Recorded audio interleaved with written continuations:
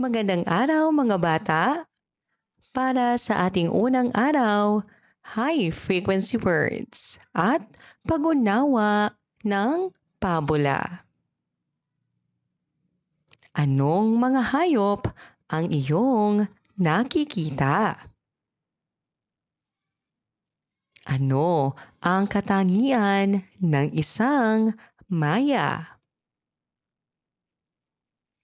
Ano ang katangian ng isang pagong? Magkatulad ba sila ng mga katangian? Basahin natin. Ako. Ako ay isang batang Pilipino. Ikaw. Ikaw ay may karapatan bilang bata. Tayo. Tayo ay nagmamahal sa ating bansa. Siya. Siya ay may malasakit sa kapaligiran. Dito. Dito sa paaralan, tayo ay nag-aaral. Doon. Doon sa aming barangay, kami ay nagtutulungan. Amin. Tinuturo sa amin ang maging magalang sa lahat. Natin. Alam dapat natin ang pangangalaga sa kalikasan. Ngayong araw, matututuhan natin ang mga salitang madalas gamitin o high frequency words. Gagamitin natin ang mga ito sa isang pabula at aalamin natin ang mga bahagi nito.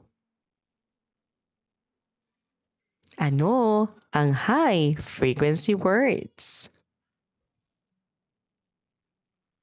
Ito ay mga salitang madalas gamitin sa pang-araw-araw na pagsasalita at pagsulat.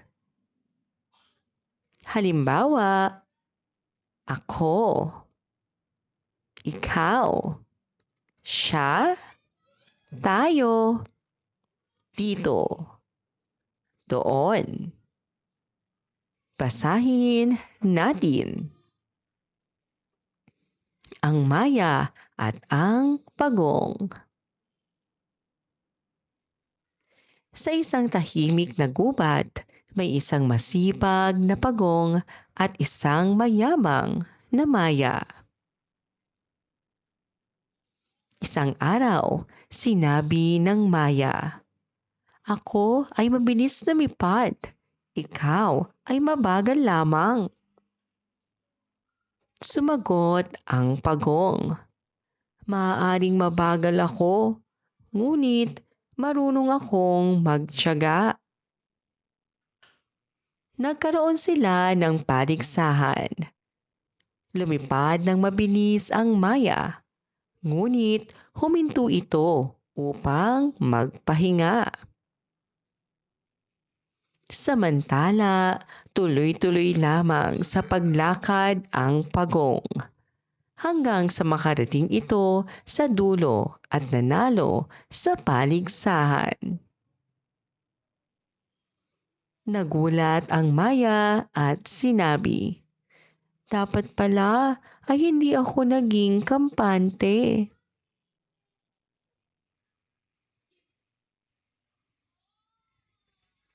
Sino ang mga tauhan sa kwento?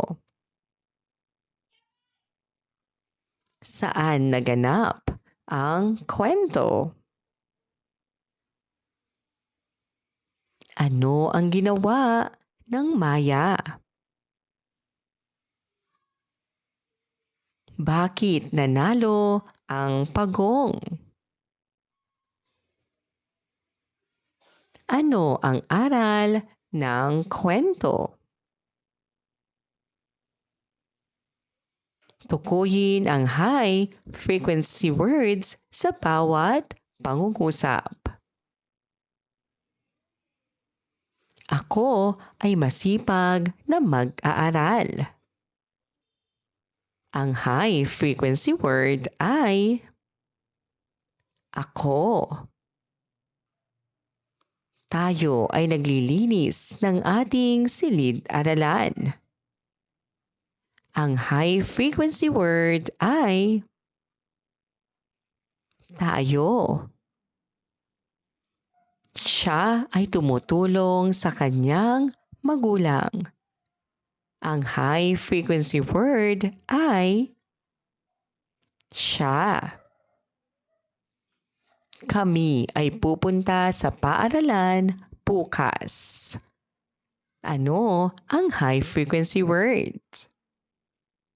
Kami. Ikaw ay mabuting kaibigan.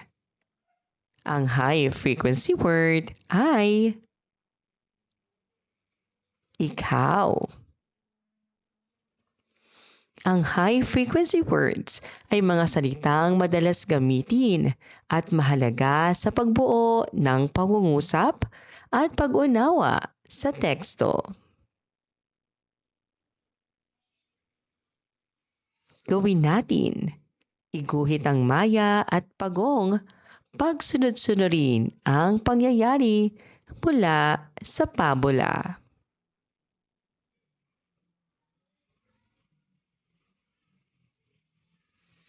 Ikalawang araw. Sight words, salitang pamatlig at magagalang na pananalita. Ito ang aking bagong bag.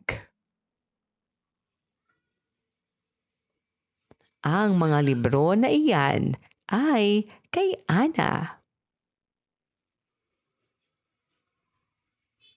Iyon ang bahay namin, katabi ng puno. Maglinis daw tayo rito sa hardin.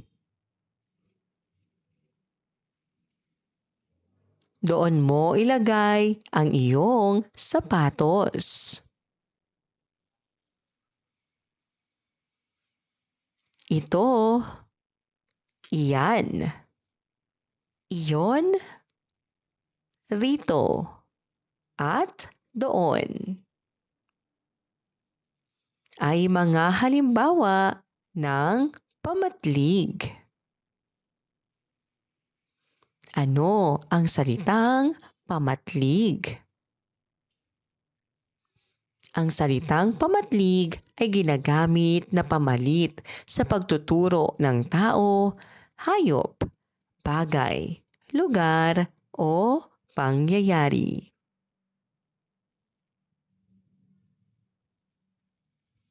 Pamatlig na paturol.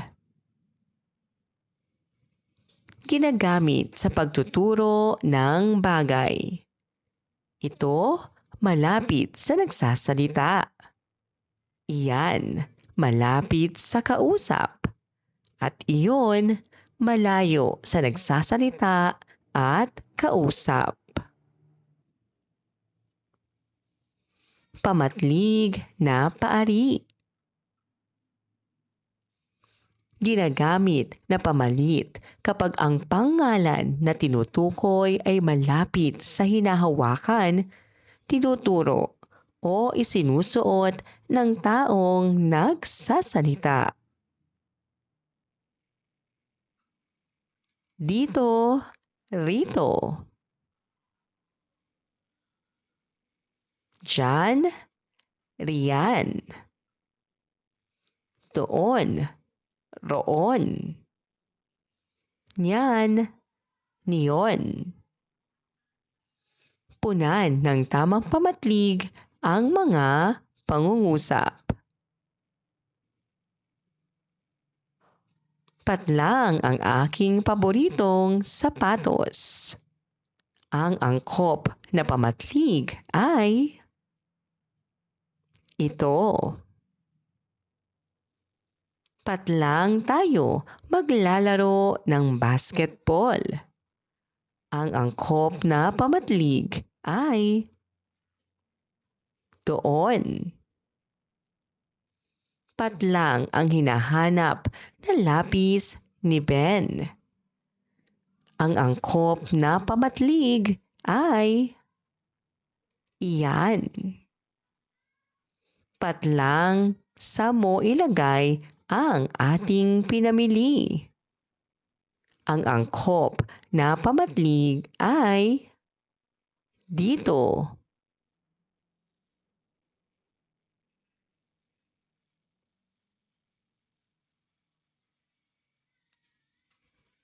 Sa paaralan na patlang kami mag-aaral. Ang angkop na pamatlig ay iyon. Basahin natin. Ang magalang na si Lito.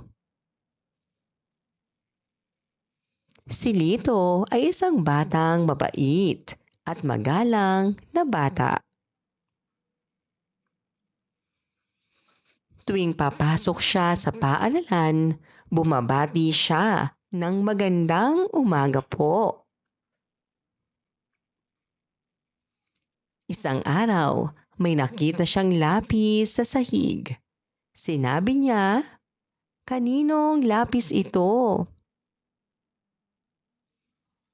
"Akin yan, Lito," ang sabi ni Ben. Ibinigay ni Lito ang lapis kay Ben. "Maraming salamat, Lito. Kanina ko pa ito hinahanap." Dahil sa kanyang kabutihan at paggalang, mahal siya ng kanyang mga kaklase.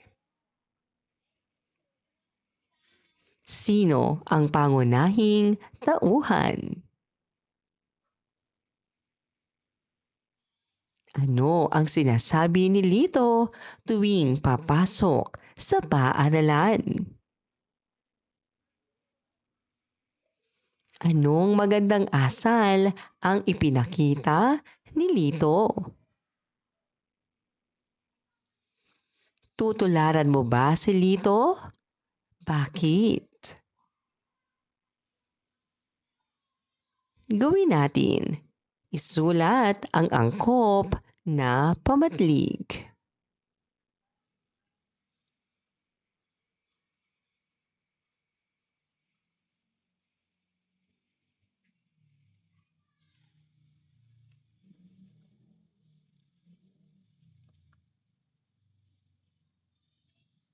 Ikatlong araw. High frequency words at damdamin ng tauhan. Tukuyin ang damdamin ng pahayag sa pangungusap. Ayan, makulit ka kasi.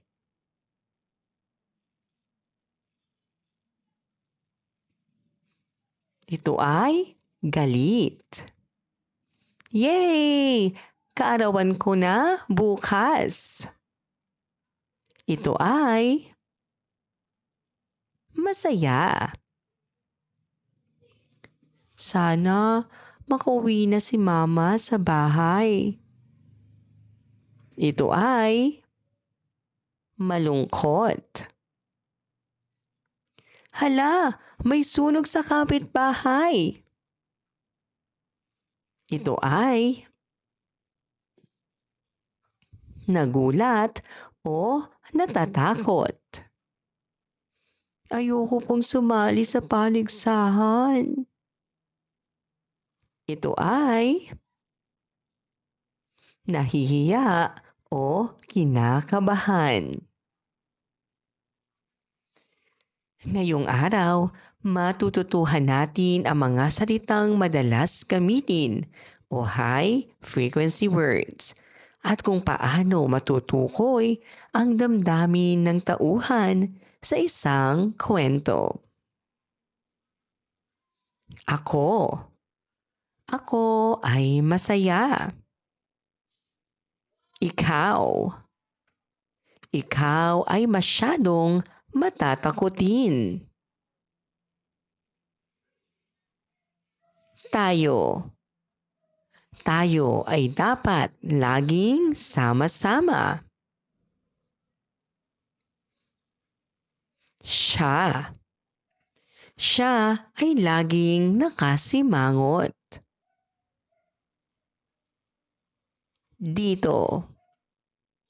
Dito sa paaralan, tayo ay dapat na magkakaibigan. Doon. Doon sa palaruan ay lagi kaming naglalaro. Amin. Tinuturo sa amin na laging maging mabuting bata. Natin. Alam dapat natin ang pangangalaga sa kalikasan. Basahin natin. Ang Maya at ang Pagong. Sa isang tahimik na gubat, may isang masipag na pagong at isang mayabang na Maya. Isang araw, sinabi ng Maya, "Ako ay mabilis lumipad. Ikaw ay mabagal lamang." Sumagot ang pagong, "Maaaring mabagal ako, ngunit marunong akong magtiyaga." Nagkaroon sila ng paligsahan. Lumipad ng mabilis ang Maya, ngunit huminto ito upang magpahinga.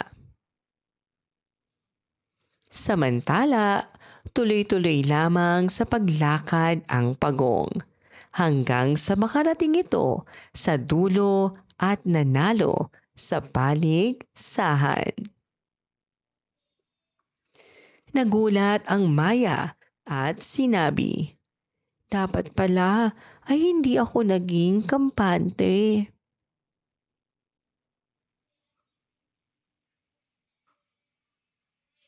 Sino ang mga tauhan sa kwento? Ano ang kanilang mga katangian?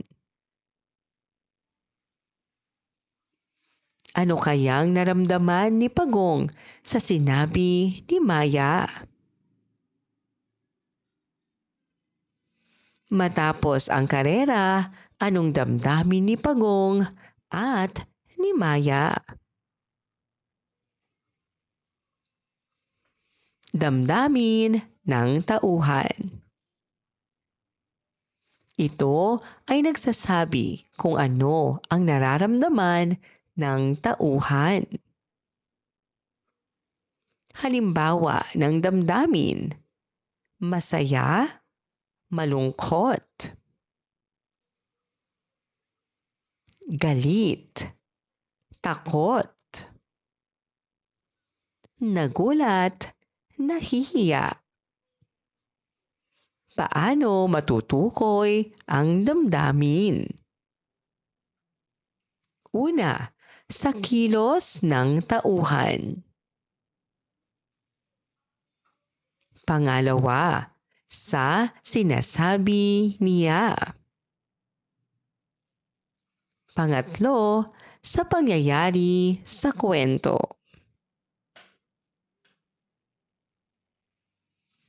Ang high-frequency words ay madalas gamitin at ang damdamin ng tauhan ay makikita sa kanyang kilos at sinasabi. Gawin natin. Buuin ang pahayag sa ibaba batay sa iyong nararamdaman.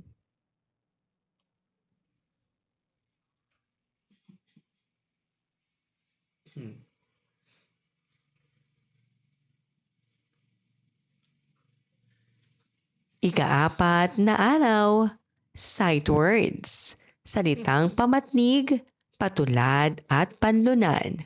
At magagalang na pananalita. Ganito ang tamang pagsulat. Nakita ni Lala na naglilinis si Ana. Ganoon din ang kanyang ginawa. Ganyan talaga sa paligsahan. May nananalo at natatalo. Ang basket ay nariyan sa mesa.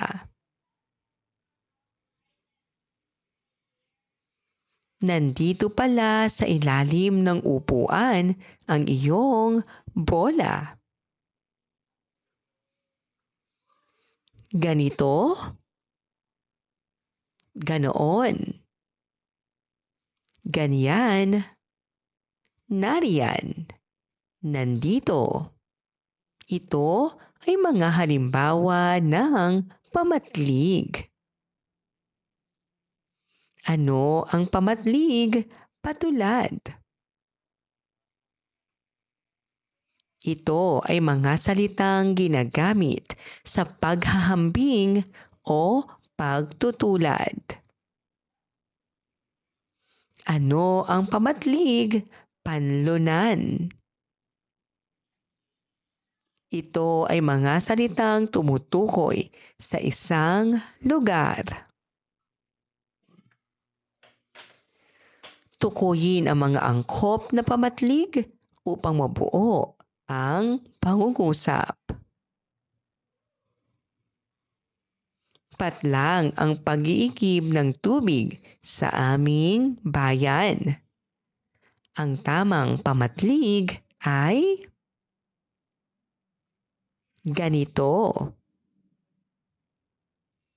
Ang mga gamit mo ay patlang nasa loob ng sasakyan. Ang angkop na pamatlig ay nandoon. Patlang na ba ang mga inumin natin mamaya? Ang tamang pangatnig ay nandito. Patlang ang gusto kong kulay ng damit na isusuot sa aking kaarawan. Ang angkop na pamatlig ay ganyan. Patlang ka lang pala sa bakuran. Kanina pa kita hinahanap. Ang angkop na pamatlig ay nandyan.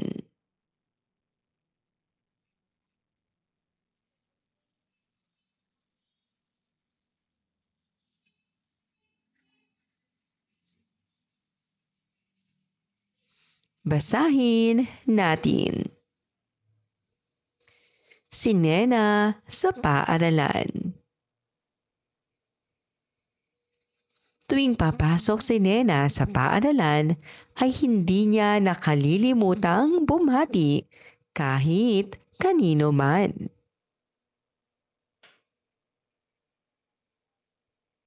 Magandang umaga!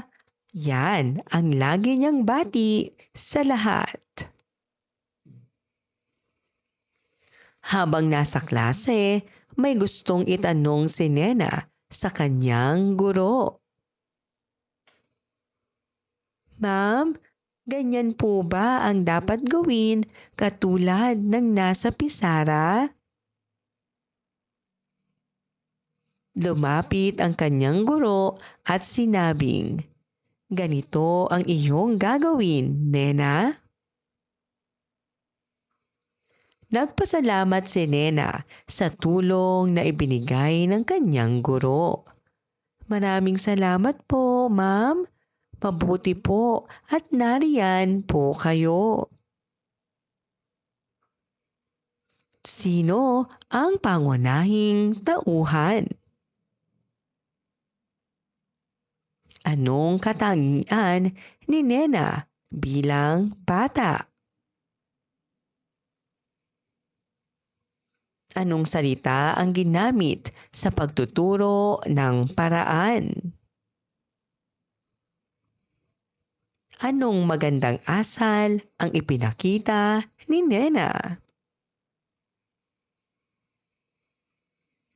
Ang pamatlig na patulad at panlunan ay tumutulong sa paglalarawan at pagtukoy ng lugar. Sa ating pakikipag-usap, mahalaga na gumamit tayo ng magagalang na salita. Gawin natin. Tukuyin at isulat ang PL kung panlunan at PT naman kung patulad.